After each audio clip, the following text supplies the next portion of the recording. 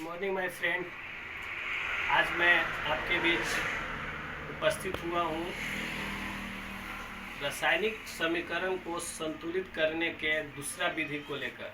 हम लोग फर्स्ट विधि यानी हीट एंड ट्रायल विधि, अनुमान विधि से पिछले वीडियो में संतुलित करने के लिए सीख रहे थे, जो एक बहुत ही समस्या उत्पन्न कर रहा था। तो उस समस्या का समाधान बहुत ही आसान तरीके में किया जा सकता है, जिसका नाम है बीजगणितीय विधि से हम किसी भी जब रासायनिक समीकरण को संतुलित करते हैं तो उसी चीज़ को बहुत आसानी से कर पाते हैं। तो कैसे करते हैं आइए देखते हैं। हमने एक एग्जाम्पल किया है कि एल्यूमिनियम जब HCl से अभिक्रिया करता है तो AlCl3 + H2 बनता है। इसे हम संतुलित करना चाहते हैं तो पहले हम देखेंगे कि क्या यह रासायनिक समीकरण संतुलित है या नहीं। देखते हैं। एल्यूमिनियम एक, इधर भी एक H1, इधर देखें तो Cl1 Cl3। इसका मतलब एल्यूमिनियम के अलावा न तो हाइड्रोजन इक्वल है न क्लोरीन इक्वल है, यानी कि हमें हाइड्रोजन और क्लोरीन को इक्वल करना होगा। तो कैसे करेंगे? बीजगणितीय मेथड में मान लिया जाए, क्योंकि बीजगणित में हम लोग मानते हैं कि यहाँ पे कोई संख्या आएगी वो A होगा, कुछ न कुछ रखा जाए A, यहाँ पे B, यहाँ पे C और यहाँ पे D। अगर और होंगे तो ऐसे ही EFGH रख देंगे। यहाँ पे A, B, C, D। आप अदर चीज़ भी रख सकते हैं, ऐसा कोई ज़रूरी नहीं है कि ABCD ही माना जाए। अब मान लेते हैं रखने के बाद यह समीकरण संतुलित हो गया। इसका मतलब हमको पता करना है कि A के जगह पर क्या होगा, B के जगह पर क्या होगा, C के जगह पर क्या होगा और D के जगह पर क्या होगा। इसके लिए हमें सबका मान पता करना होगा। तो प्रत्येक तत्व के लिए चलते हैं, यानी कि अगर हम सबसे पहले एल्यूमिनियम के लिए क्या कितने हैं एल्यूमिनियम अभिकारक में, तो 1 था, A से हमने गुना कर दिया, यानी कि 1 गुने A बराबर A इक्वल, यानी अभिकारक में कितने हैं तो 1 है और C से गुना, यानी कि हम कह सकते हैं कि 1 गुने C यानी कि C, यानी कि जितना A होगा उतना ही C होगा। इसको हमने समीकरण फर्स्ट मान लिया, यानी कि एल्यूमिनियम तभी बराबर होगा जितना हम A रखें उतना ही हम C रखें। अब अगला तत्व क्या है? हाइड्रोजन है। हाइड्रोजन के लिए क्या होगा? तो हाइड्रोजन कितना है? देखिए यहाँ 1 है, कुछ नहीं, तो B से गुना हुआ है तो B, और उस साइड अब चलते हैं तो यहाँ पे तो नहीं है, यहाँ पे कितना है 2 है और D से गुना हो रहा है, तो इसको लिख सकते हैं 2D, यानी कि जितना B होना चाहिए उसके बराबर 2D होगा। इसे समीकरण हमने सेकेंड ले लिया, यानी जितने तत्व भाग लेंगे हमारे उतने हमारे समीकरण बनेंगे। हमारा तीसरा है क्लोरीन के लिए।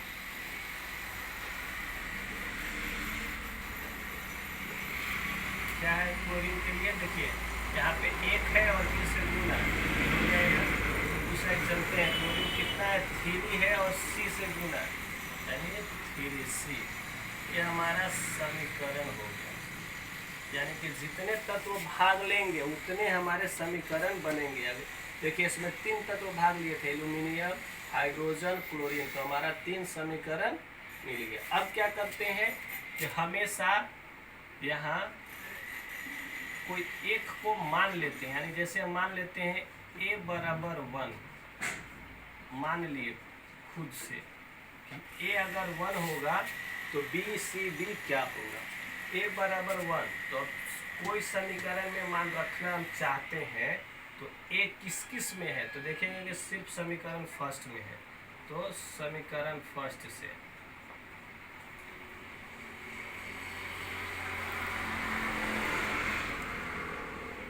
क्या कहता है हमारा समीकरण फर्स्ट? A बराबर C, यानी कि A बराबर 1 हम मान लिए हैं तो C बराबर भी हमारा, यानी कि A बराबर 1 हम माने थे तो C A के बराबर था, यानी कि C बराबर भी 1 था। अब हमको A और सी का मान मिल गया और हमें बी और बी और डी का निकालना है। तो अब देखेंगे हम अगर समीकरण सेकेंड में चले तो बी और डी है, न तो हमें बी का मान पता है न डी का मान पता है, इसलिए हम अभी सेकेंड को छोड़ देते हैं, समीकरण थर्ड से देखते हैं।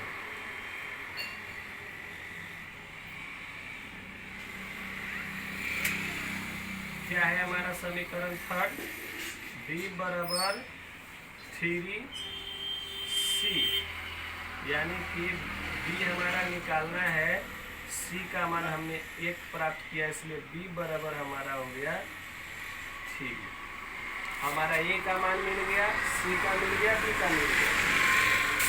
अब हम बी का प्राप्त करना चाहते हैं, तो अब चलेंगे हम समीकरण सेकेंड से। कोई जरूरी नहीं है कि हम फर्स्ट सेकेंड थर्ड, जिसका मान पता हो उसमें हम मान रखेंगे।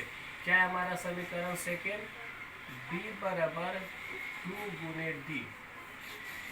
डी का मान कितना है हमारा?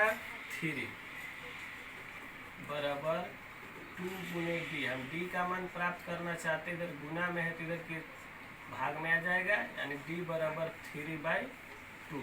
देखिए हमारा सब कुछ का मान मिल गया। ए का मान 1 होगा, बी का 3 आया, सी का 1 आया और डी का 3/2 आया।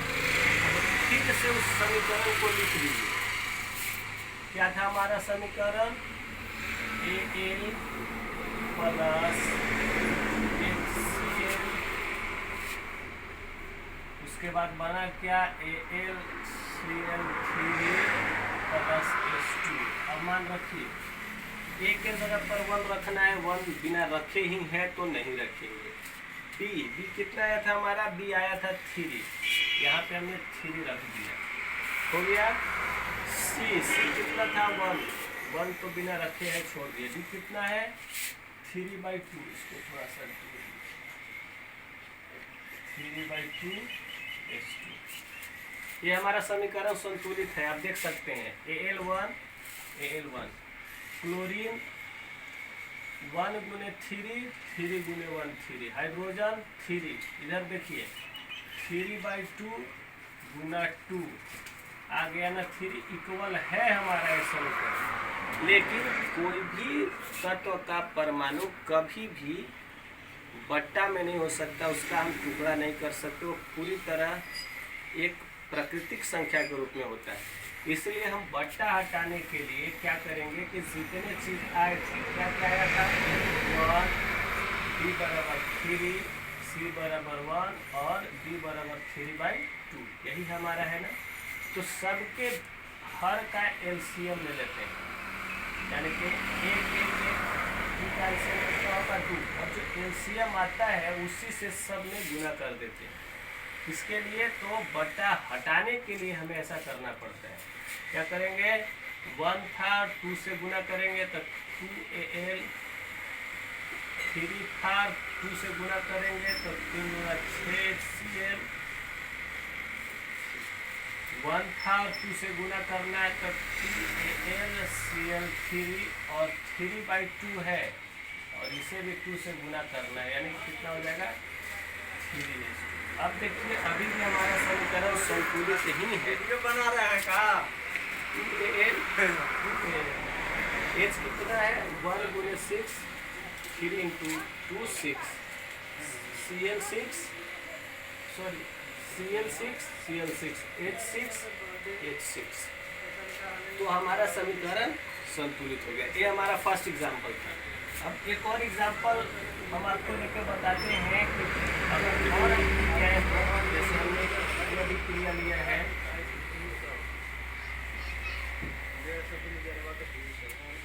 इसको हम संतुलित करना चाहते हैं तो कैसे करेंगे? वही स्टाइल है हमारा। मान लेते हैं यहाँ ए रखा जाए, यहाँ बी रखा जाए, यहाँ सी रखा जाए और यहाँ डी रखा जाए, ठीक है। अब मान लीजिए हमारा समीकरण संतुलित हो गया, तो अब हमें ए बी सी डी का मान पता करना है। क्या कि ए क्या होगा, बी क्या होगा, सी क्या होगा और डी क्या होगा। उसी तरह चलेंगे। क्या? सबसे पहले H के लिए यानी हाइड्रोजन के लिए क्या होगा? 2 है और A से गुना हुआ है, H2A हो जाएगा। और है अभिकारक में H नहीं है, अगर एक ही साइड और होंगे तो प्लस में आते हैं। बराबर उस साइड कितना है 1 गुने C यानी कि C। ये हमारा समीकरण हो गया फर्स्ट। हमने हाइड्रोजन के लिए निकाल लिया। अब ऑक्सीजन के लिए, ऑक्सीजन के लिए समीकरण क्या होगा? ऑक्सीजन कितना है 1 है और A से गुना ये हो गया। इधर कितना है 2 है और B से गुना तो 2D होगा। ये हमारा हो गया समीकरण सेकेंड। अब चलते हैं हमारा तीसरा तत्व है क्लोरीन के लिए। क्या है क्लोरीन के लिए? क्लोरीन देखिए 1 है और B से गुना तो 1 गुने B इक्वल टू B, 1 गुने C इक्वल टू C। ये हमारा हो गया समीकरण थर्ड। यहाँ तक समझ आ गया। अब यहाँ के बाद हम लोग अभी सीख रहे थे कि जब समीकरण हम निकाल लेते हैं तो A बराबर 1 खुद से मान लेते हैं। ये मान लिए कि A जो है से 1 हो। क्या हमेशा A बराबर 1 हो ऐसा मान लेते हैं, या एक जगह दूसरा चीज भी मान सकते हैं कि B बराबर 1 हो, C बराबर 1 हो, कोई दिक्कत नहीं है। चलिए अब यहाँ आते हैं हम समीकरण फर्स्ट से।